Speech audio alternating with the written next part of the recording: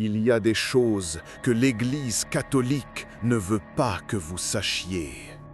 Des événements si perturbants qu'ils ont été rayés des archives officielles, effacés, brûlés, enterrés sous des siècles de silence.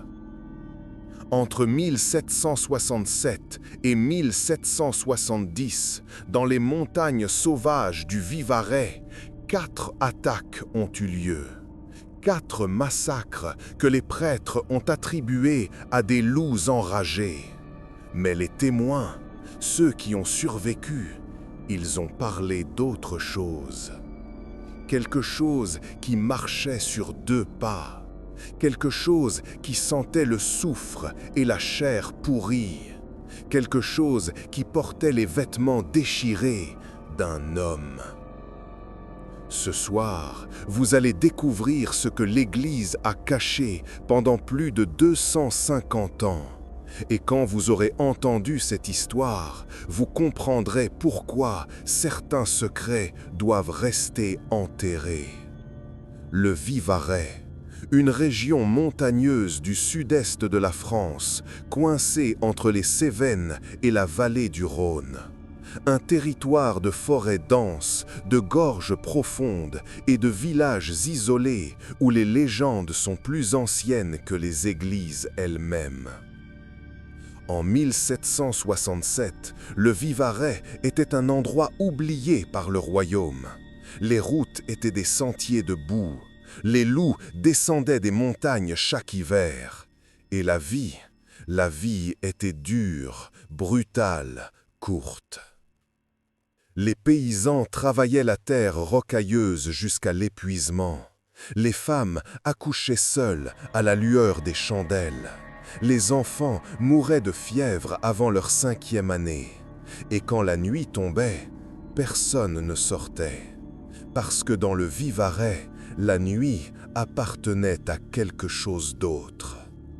Les anciens racontaient des histoires de créatures qui changeaient de forme sous la pleine lune, des hommes maudits qui perdaient leur âme et devenaient bêtes, des loups-garous.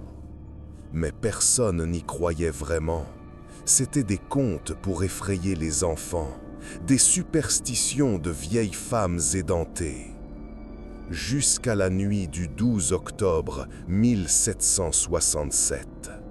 Marie-Anne Chabrol avait 14 ans, une bergère du hameau de Saint-Agrève au nord du Vivarais. Elle gardait les moutons de son père dans les pâturages près de la forêt de Bauzon. Ce soir-là, elle était seule. Le soleil venait de disparaître derrière les montagnes. Le ciel était rouge sang. L'air sentait la pluie et la résine de pin. Marie-Anne comptait ses bêtes, 23 moutons, tous présents. Elle pouvait rentrer. Mais quelque chose n'allait pas. Les moutons ne bougeaient plus. Ils se serraient les uns contre les autres, tremblants, silencieux. Pas un bêlement, pas un mouvement, juste la peur. Marie-Anne sentit ses cheveux se dresser sur sa nuque. Elle tourna lentement la tête vers la lisière de la forêt, et elle le vit. Au début, elle crut que c'était un homme, grand, très grand, courbé en avant, les bras trop longs, la tête penchée comme s'il reniflait l'air. Mais quelque chose clochait. Sa silhouette était déformée. Ses épaules étaient trop larges, ses jambes étaient arquées, comme celles d'un animal. Et puis, il releva la tête. Marie-Anne vit son visage, ou plutôt ce qu'il restait d'un visage, une gueule allongée, couverte de poils noirs et gris, des yeux jaunes qui brillaient dans la pénombre, une bouche ouverte, pleine de crocs. Elle voulut crier, mais aucun son ne sortit. La créature bondit. En 3 secondes, elle traversa le pré, pas comme un loup, pas comme un homme, comme quelque chose entre les deux. Ses griffes déchirèrent l'air. Son odeur, mon Dieu, son odeur, un mélange de charogne, de sueur animale et de quelque chose de plus ancien, de plus mauvais. Marianne courut. Elle courut comme jamais elle n'avait couru. Ses sabots claquaient sur les pierres. Son cœur battait si fort qu'elle croyait qu'il allait exploser. Derrière elle, elle entendait la respiration de la bête, lourde, râpeuse, si proche qu'elle sentait son souffle chaud sur sa nuque. Et puis, elle trébucha. Elle tomba face contre terre, le goût du sang dans la bouche, la terreur absolue. Elle se retourna et vit la créature au-dessus d'elle. À cet instant, elle comprit qu'elle allait mourir. Mais la bête ne la tua pas. Elle la regarda longuement, intensément, ses yeux jaunes fixés sur elle, et dans ses yeux, Marianne vit quelque chose d'humain, quelque chose de conscient, quelque chose qui souffrait. Puis la créature hurla, un hurlement qui n'était ni celui d'un homme, ni celui d'un loup, un cri de douleur pure, de rage, de désespoir. Et elle disparut dans la forêt. Marianne resta là, tremblante, incapable de bouger. Quand son père la retrouva 1 heure plus tard, elle ne parlait plus. Elle fixait le vide, les yeux grands ouverts, le visage blanc comme la mort. Elle ne prononça plus un seul mot jusqu'à la fin de sa vie. Le lendemain matin, le père Augustin Delorme, curé de Saint-Agrève, fut appelé à la ferme des Chabrolles. Il trouva Marianne recroquevillée dans un coin, serrant un crucifix contre sa poitrine. Le père Delorme était un homme pragmatique. Il avait vu la guerre, la peste, la famine. Il ne croyait pas aux histoires de monstres. Mais quand il examina le pré où Marianne avait été attaquée, il changea d'avis. Les traces étaient impossibles. Certaines ressemblaient à celles d'un loup, larges, profondes, mais d'autres étaient humaines, des empreintes de pieds nus, énormes, avec des griffes. Et puis, il y avait l'odeur. Même le lendemain, elle imprégnait encore l'herbe, une puanteur de soufre et de mort qui donnait la nausée. Le père Delorme écrivit un rapport détaillé.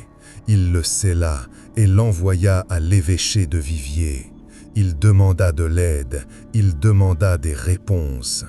L'évêché ne répondit jamais. Au lieu de cela, 2 semaines plus tard, 2 hommes en noir arrivèrent à Saint-Agrève. Ils ne se présentèrent pas. Ils confisquèrent le rapport du père Delorme. Ils interrogèrent Marianne, mais elle ne pouvait toujours pas parler. Puis, ils partirent, sans un mot, sans explication. Le père Delorme comprit le message. Cette affaire devait être oubliée. Mais il ne pouvait pas oublier, parce qu'il savait que cela allait recommencer. Et il avait raison. 3 mois plus tard, en janvier 1768, François Giraud disparut dans les bois près de la Mastre. François était un chasseur expérimenté. Il connaissait ces forêts mieux que quiconque. Il partait souvent seul, parfois pendant des jours, pour traquer le sanglier et le cerf. Mais cette fois, il ne revint pas. Sa femme attendit 1 semaine, puis elle alerta le village.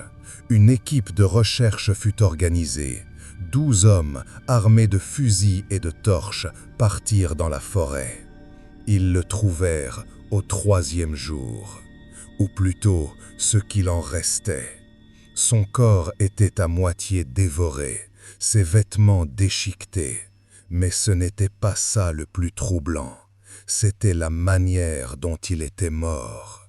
François Giraud avait été un homme fort, un chasseur, un homme qui n'avait peur de rien. Pourtant, son visage était figé dans une expression de terreur absolue. Ses yeux grands ouverts, sa bouche tordue en un cri silencieux.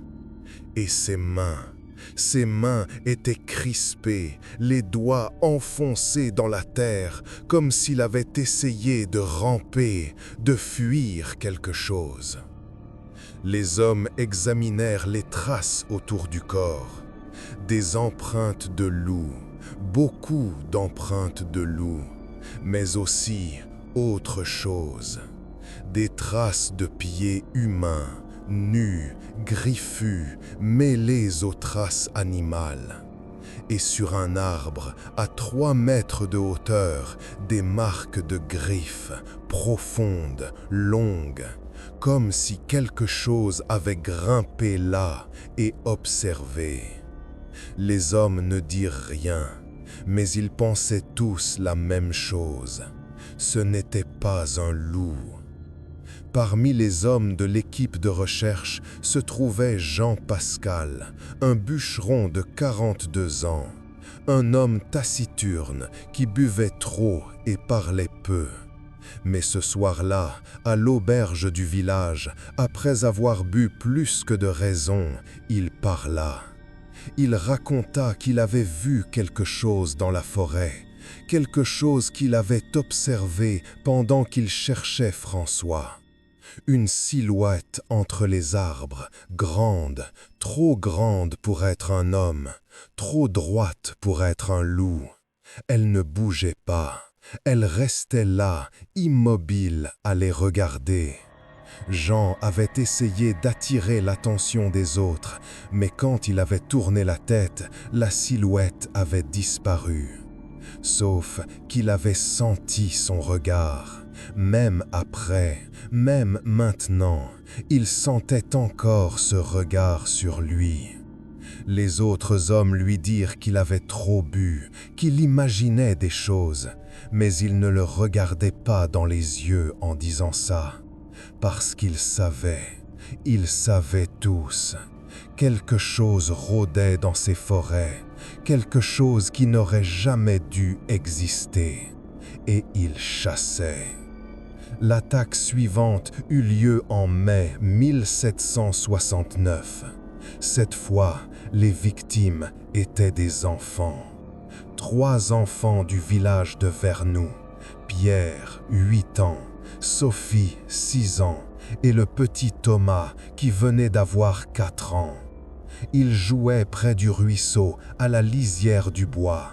Leur mère lavait le linge à quelques mètres de là, bavaldant entre elles, profitant du soleil printanier. Personne ne sait exactement ce qui s'est passé. Les mères entendirent un cri, un seul, puis le silence. Quand elles se retournèrent, les enfants avaient disparu. Elles crièrent leur nom, elles coururent vers le bois, elles cherchèrent partout. Mais il n'y avait rien, pas de traces, pas de sang, rien. Comme si la forêt les avait avalées. Tout le village se mobilisa. Ils cherchèrent pendant 3 jours et 3 nuits. Ils ratissèrent chaque mètre carré de forêt. Ils appelèrent, pleurèrent, prièrent. Le 4e jour, ils trouvèrent Pierre. Il était vivant, mais il n'était plus le même. Ils le découvrirent recroquevillé dans une grotte, à plusieurs kilomètres du village, nu, couvert de griffures, les yeux fous. Quand son père essaya de le toucher, Pierre le mordit, comme un animal sauvage. Il grognait, crachait, se débattait. Il fallut 4 hommes pour le maîtriser. On ne retrouva jamais Sophie et Thomas. Mais Pierre parla, ou plutôt il essayait de parler. Entre deux crises de hurlements, il répétait les mêmes mots, encore et encore. L'homme-loup nous a pris. Il sent la mort, il sent la mort. Et puis, une phrase qui glaça le sang de tous ceux qui l'entendirent. Il pleure quand il tue, il pleure, mais il ne peut pas s'arrêter. Après la disparition des enfants, le père Augustin Delorme ne put plus se taire.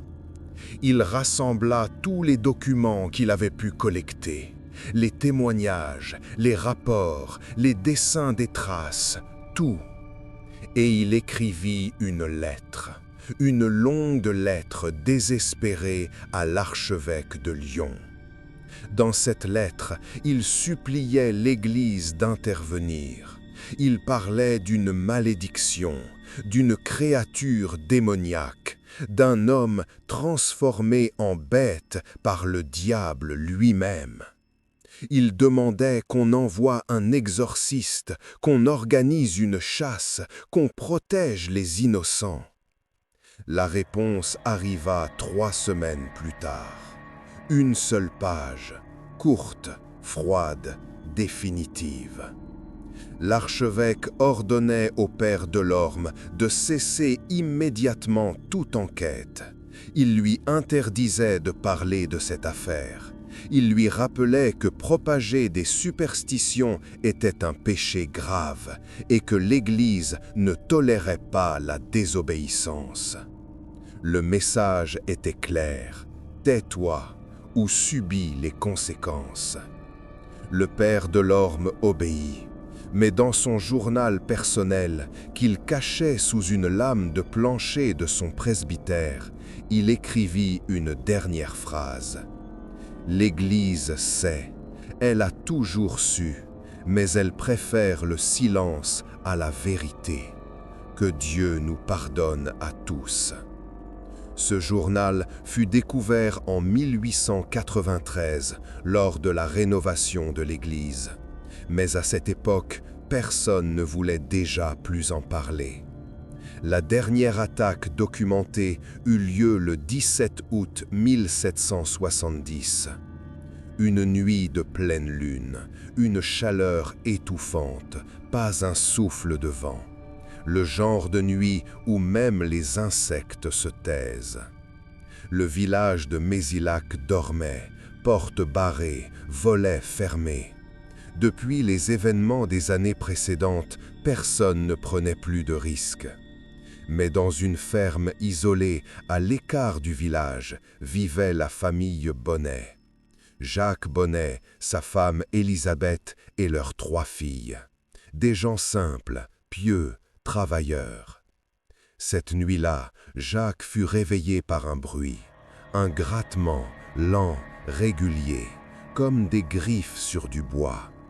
Il se leva, prit son fusil et descendit à la cuisine. Le bruit venait de la porte. Quelque chose essayait d'entrer. Jacques s'approcha, sa main tremblait sur son arme. Il cria « Qui est là? Répondez ou je tire !» Le grattement s'arrêta. Puis une voix rauque, déformée, à peine humaine. « Jacques, ouvre, s'il te plaît, ouvre !» Jacques sentit son sang se glacer. Il connaissait cette voix, il l'avait déjà entendue, mais c'était impossible, impossible. C'était la voix de son frère, Antoine. Antoine qui était mort 3 ans plus tôt, mort de la fièvre, enterré dans le cimetière du village. « Antoine » murmura Jacques. Un long silence, puis la voix reprit. « J'ai faim, Jacques, j'ai tellement faim, laisse-moi entrer, s'il te plaît. » Les larmes coulaient sur les joues de Jacques. Son esprit refusait de comprendre. C'était un cauchemar, ce n'était pas réel. Mais sa main se posa sur le verrou de la porte. Et, à cet instant, Élisabeth hurla. Jacques se retourna. En haut de l'escalier, sa femme pointait du doigt la fenêtre de la cuisine. Là, derrière les carreaux, une silhouette, immense, voûtée, couverte de poils. 2 yeux jaunes qui brillaient dans l'obscurité.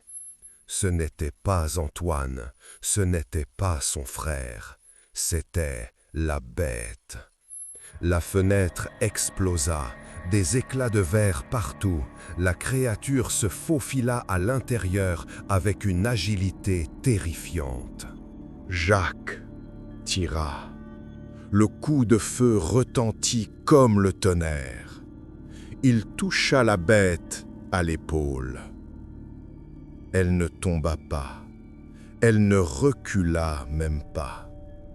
Elle se tourna vers Jacques et sourit. Un sourire monstrueux, un sourire plein de crocs. Puis, elle bondit.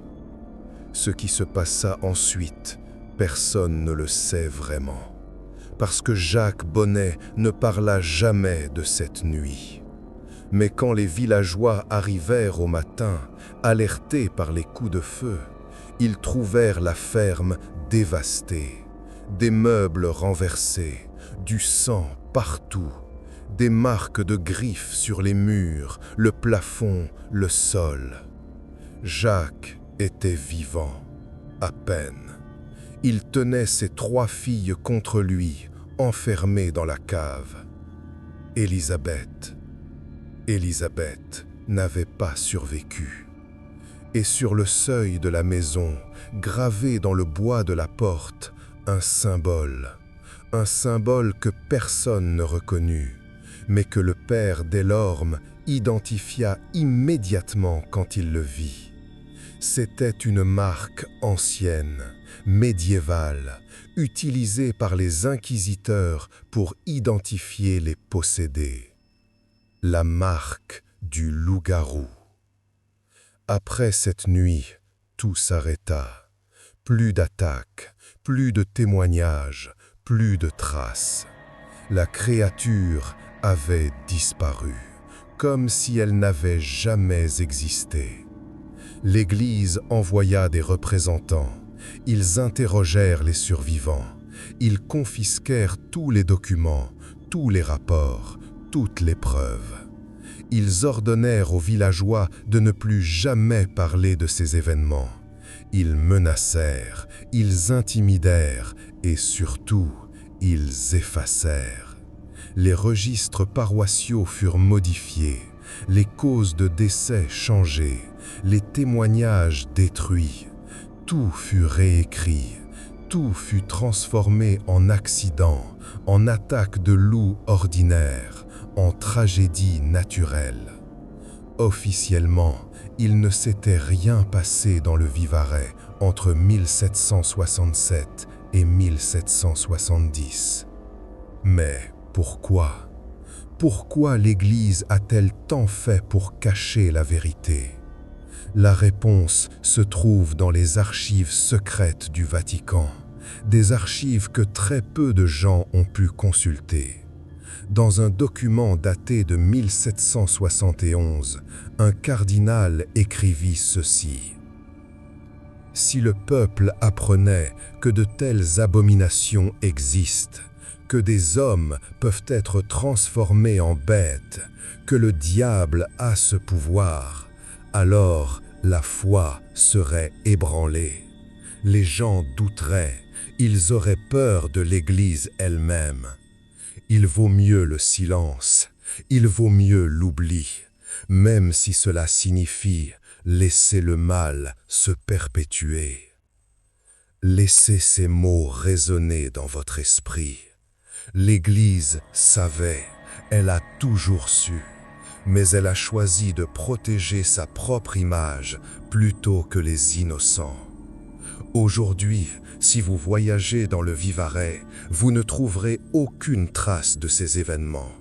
Les villages existent toujours, Saint-Agrève, Lamastre, Vernoux, Mézilac. Ce sont des endroits tranquilles, pittoresques, touristiques. Mais parlez aux anciens, ceux qui sont nés ici, ceux dont les familles vivent dans ces montagnes depuis des générations. Ils vous diront que certaines forêts, certains bois, on n'y va pas. Jamais, surtout la nuit, surtout pendant la pleine lune. Ils vous diront que parfois, en hiver, on entend des hurlements qui ne ressemblent à rien de connu. Ils vous diront que des gens disparaissent encore, pas souvent, peut-être un tous les 10 ans, mais ça arrive. Et quand on retrouve les corps, quand on les retrouve, ils ont tous la même expression, la terreur absolue. En 2003, un randonneur allemand a disparu dans la forêt de Boson. On a retrouvé son sac à dos, sa tente, mais pas lui. Sur son appareil photo numérique, la dernière photo qu'il avait prise montrait quelque chose dans les arbres. Une silhouette floue, grande, sombre. Les experts ont dit que c'était un défaut de l'appareil, une ombre, un jeu de lumière. Mais ceux qui ont vu la photo, ceux qui l'ont vraiment regardée, ont vu autre chose. 2 yeux, jaunes, brillants, et quelque chose qui ressemblait à un sourire. Alors voilà, 4 attaques documentées, des dizaines de témoins, des rapports officiels, des preuves physiques. Et pourtant, rien. Le silence, l'oubli. Est-ce que le loup-garou du Vivarais était réel? Est-ce qu'une créature maudite a vraiment terrorisé ces villages pendant 3 ans? Ou est-ce que c'était juste un homme fou, un tueur en série que l'Église a préféré appeler monstre plutôt que d'admettre que l'un de ses fidèles était capable d'une telle horreur? Je ne peux pas vous donner la réponse, personne ne le peut, mais je peux vous dire ceci. Il y a des endroits dans ce monde, des endroits anciens, sauvages, oubliés, où les règles normales ne s'appliquent pas, où la frontière entre l'humain et l'animal, entre le naturel et le surnaturel est plus mince qu'on ne le croit. Et parfois, quelque chose traverse cette frontière. Alors maintenant, je vous pose la question. Vous croyez vraiment que c'est juste une histoire? Vous croyez vraiment que ces choses n'existent que dans les légendes? Et surtout, vous êtes sûr d'être seul en ce moment? Parce que si vous écoutez bien, vraiment bien, vous entendrez peut-être quelque chose, un grattement lent, régulier, comme des griffes sur votre porte. Si cette histoire vous a glacé le sang, laissez un commentaire. Dites-moi si vous pensez que le loup-garou du Vivarais était réel. Dites-moi si vous auriez survécu à ces attaques. Et si vous voulez découvrir d'autres histoires que l'histoire a voulu effacer, abonnez-vous, parce que le silence de l'Église cache bien plus que ça, bien plus que vous ne pouvez l'imaginer. Bonne nuit et vérifiez vos fenêtres.